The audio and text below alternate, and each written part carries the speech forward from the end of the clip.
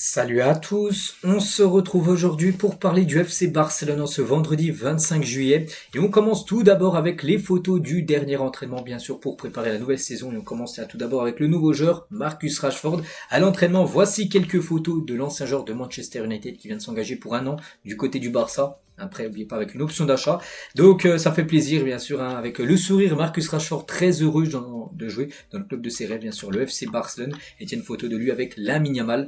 Et voilà, ça peut faire des étincelles bien sûr la saison prochaine. Ces deux-là en attaque. Les autres joueurs à l'entraînement, on peut voir Ferran Torres lui aussi avec le sourire. Chesney, n'oubliez pas qu'a prolongé officiellement 2 ans son contrat. Il sera bien sûr le gardien numéro 2 la saison prochaine derrière Juan Garcia. On peut voir également Rafinha avec Jules Koundé et Robert Lewandowski tout à droite, Fermin Lopez ou même de nouveau Lamine Yamal. Voilà quelques photos lors de l'entraînement. On continue cette fois-ci avec un communiqué médical officiel de la part du club et ça concerne le gardien allemand Marc-André Ter Stegen. Et on apprend aujourd'hui qu'il subira une intervention chirurgicale la semaine prochaine afin de régler ses problèmes au lombaire, donc problèmes au dos. On avait parlé là, ces derniers jours, j'ai dit qu'il devait prendre une décision cette semaine. Soit il se fait opérer, soit il se fait pas opérer. Et du coup, il a pris sa décision. Il va se faire opérer. Regardez, ça fait la une aujourd'hui du Journal Sport. Je me fais opérer. Donc du coup, avec cette opération, il va louper quelques semaines, voire même quelques mois. Parce qu'il sera forfait. En gros, Marc-André Ter Stegen, déjà, lui souhaite bien sûr un très bon rétablissement. On n'est pas encore opéré, il se faut opérer, je dis, la semaine prochaine. Et pour enregistrer un autre joueur à la place de Ter Stegen en Liga, l'équipe médicale du Barça doit fournir des rapports selon lesquels il sera absent pendant au moins 4 mois avec une équipe de médecins de la Liga qui le vérifiera plus tard. Donc voilà. Parce que bien sûr, si il est forfait pendant 4 mois, du coup il pourrait ne pas être enregistré pour la première partie de saison, donc du coup il pourrait être enregistré pour la deuxième partie de saison, donc à partir de janvier. Et du coup, grâce à ce non-enregistrement de Ter Stegen en Liga, ça te permettrait d'enregistrer un autre joueur, parce qu'on sait que pour enregistrer les joueurs du côté de Barça, du FC Barcelone, des fois c'est un peu compliqué. On se souvient ce qui s'était passé avec Daniel Mo. Donc voilà, concernant Ter Stegen, voilà la situation actuelle du gardien allemand. Donc la une Journal Sport, ça parle Ter Stegen, et l'autre une, ça parle plutôt de Juan Laporta, le président. Et Juan Laporta, interview exclusive, il a été interviewé par les journalistes de Mundo Deportivo, en revenir sur quelques déclarations du président du FC Barcelone. Et tout d'abord, donc nous avons demandé à l'UEFA de nous permettre de jouer le premier match de la Ligue des Champions à l'extérieur. Le tirage au sort aura lieu le 28 août prochain. Alors nous verrons, notre relation avec eux s'est améliorée entre le Barça et l'UEFA. Je respecte le travail de Ceferin. Je pense que nous pouvons leur faire confiance. Voilà, que normalement le premier match la saison prochaine de Ligue des Champions se jouera à l'extérieur. Il y aura 4 matchs à domicile, 4 matchs à l'extérieur pour bien sûr pour le retour bien sûr au Spotify Camp Nou. Il parle bien sûr de ce stade. Donc nous avons annoncé une date de retour au Spotify Camp Nou parce que nous avions des informations selon lesquelles les licences requises arriveraient à temps. Donc le retour normalement, ça devait se faire le 10 août prochain du côté du Camp Nou pour le trophée Juan Gamper. Et il a dit en fait la licence commerciale et la licence d'activité sont arrivées, mais celle qui n'est pas arrivée était la licence d'occupation initiale. Et c'est pour ça, sans cette licence-là d'occupation initiale, c'était pas possible le retour du Barça du côté du Camp Nou. C'est pour ça que du coup le match se jouera dans le stade Johan Cruyff, le stade bien sûr des filles.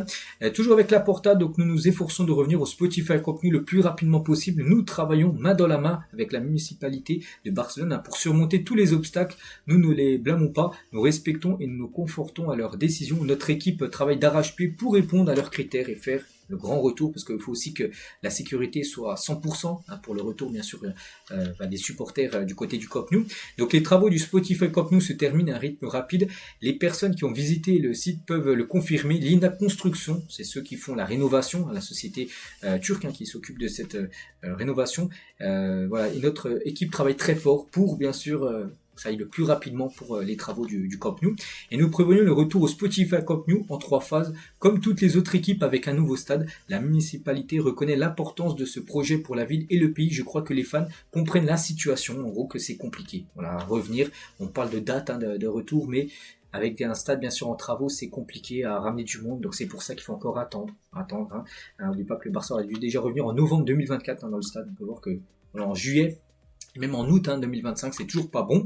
Et vous avez fait une erreur en annonçant une date de retour anticipée pour le stade. Il a dit, si vous ne fixez pas de date, vous ne créez pas non plus de pression. L'entreprise de construction fait son travail, mais nous ne pouvons pas être détendus. Je mets la pression sur tout le monde au maximum, aussi sur la société. Lima Construction, c'est eux qui font bien sûr la rénovation pour leur mettre un peu la pression. Voilà, pour pour que les travaux bien sûr avancent plus vite, parce qu'ils avaient donné des dates, puis les dates on a l'impression ne sont pas respectées.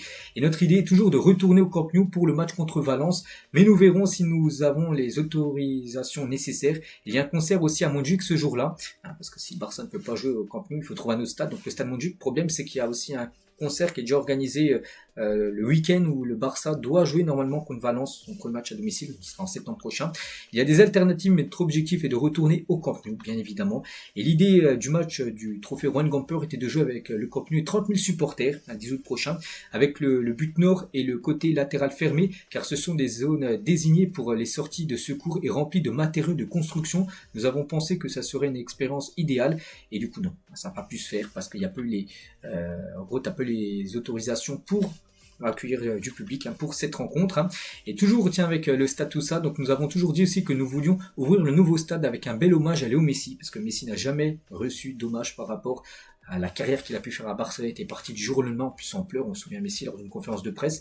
Donc je suis sûr que l'idée atteint sa famille, nous serions heureux, mais cela dépend de lui, de sa famille, ça serait merveilleux. En gros, quand il sera fini à 100%, donc c'est l'été 2027, encore 2 ans de travaux, pour que ça soit vraiment fini à 100% avec le toit, tout ça. Donc l'inauguration du stade se fasse avec un match par rapport à la légende, bien sûr, Léo Messi. Donc voilà ce qu'a va dire Juan Laporta, aujourd'hui, qui a été interviewé par les journalistes de Mundo Deportivo. On continue cette fois-ci avec la tournée asiatique, et de base, le Barça aurait dû partir, depuis longtemps on parlait du 24 juillet, donc c'était hier. Donc là, les joueurs du Barça sont toujours à Barcelone, ils ne sont pas partis, et officiel, donc le Barça a suspendu sa tournée au Japon, mais on apprend que le Barça devrait finalement se rendre au Japon, peut-être aujourd'hui.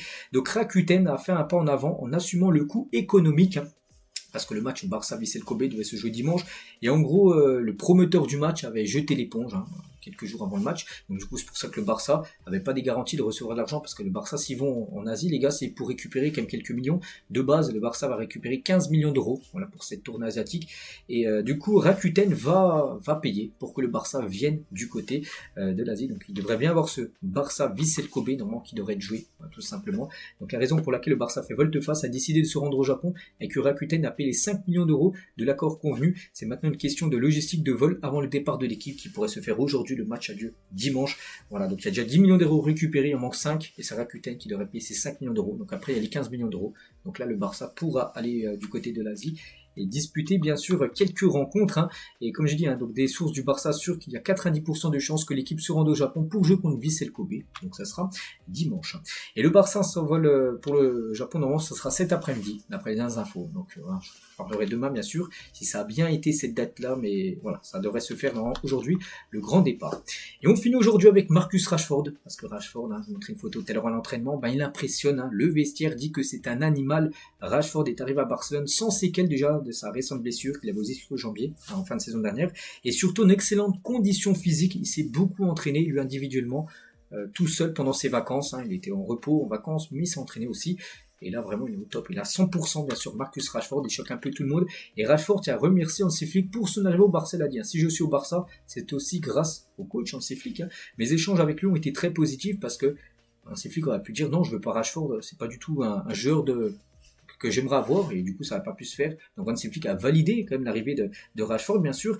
Il a prouvé qu'il était l'un des meilleurs entraîneurs. Il a mené une jeune équipe à une saison exceptionnelle et est revenu à la pré-saison avec l'envie d'en faire encore une plus belle, bien sûr, la saison prochaine. Et tiens, pour finir avec Marcus Rashford, donc Juan Laporta, nous sommes très heureux parce que Rashford arrive avec une grande qualité et l'âge parfait pour réussir au Barça. Il est très motivé. Son plus grand rêve maintenant est de gagner la Ligue des Champions avec le Barça et la Coupe du Monde avec l'Angleterre. Voilà les deux gros objectifs de Marcus Rashford pour la future saison. Et on finit avec lui aujourd'hui. Voilà ce qu'il y avait à dire. J'espère que ça vous a plu. On se retrouve nous demain samedi pour le prochain numéro. Je vous souhaite une très bonne journée et à demain.